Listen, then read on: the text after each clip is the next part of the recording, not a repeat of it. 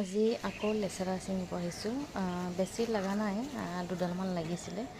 এনেকৈ ওলাই আছে 4-5 দিনৰ মূৰে মূৰে এনেকৈ ছিঙিব পাৰোঁ। আৰু এই লেচেৰাকেইডাল ইমান ধুনীয়াকৈ দীঘল দীঘল হৈছে আৰু ডাঙৰ বেছি মানে 4-5 দিনমান মই নোলালে মানে এনেকৈ ডাঙৰেই হৈ যায়, বেছি মোটাই হৈ যায়। আৰু বেছি মোটা হ'লে খাই ভাল নালাগে, অলপ কোমল হৈ থাকিলে ভাল। তথাপিতো ঘৰৰ বস্তু সোৱাদটো আছে আৰু এনেকৈ ছিঙিলোঁ।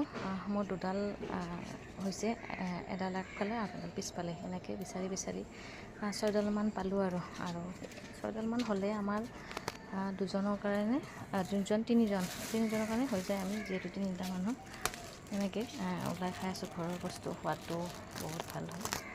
তাৰপিছত এইফালে এনেকৈ ওলালে আৰু গোটেই একেলগে লগ হৈ যে মিক্স হৈ গৈছে। লাওৱে কোমোৰা চব উঠিছে, সেইটো কাৰণে মানে ক'ত কি লাগি থাকে গমেই নাপাওঁ। মানে ভালকৈ চালেহে গম পোৱা যায় মানে এনেকৈ লাগি থকা বুলি। তাৰপিছতে এইফালে পিছফালে এইকেইডাল আনিলোঁ আৰু আগফালে আৰু আছে এডাল গছ, তাতো লাগিছিলে 3ডালমান, তাতেও পালোঁ। এনেকৈ এদিনৰ হৈ গ'ল আৰু খোৱাৰ দুপৰীয়াৰ যোগাৰটো আজি। তাৰপিছতে আৰু এনেকৈ লাগি আছিলে, শুকাই গ'ল, গমেই পোৱা নাছিলোঁ। যিয়ে নহওক এইটো বিধানৰ কাৰণে থাকি গ'ল। আৰু এইবাৰ ভালকৈ অলপ খেতিখন কৰিব লাগিব। মানে অলপমান চিডিল মতে দিম, নহ'লে তাৰমানে বস্তুবিলাক লাও কোমোৰা চব ভাতকেৰেলা এনেকৈ চব একেলগে উঠি গ'ল যে মোৰ মানে জেগাখিনি কমি গ'ল, সেইটো কাৰণে।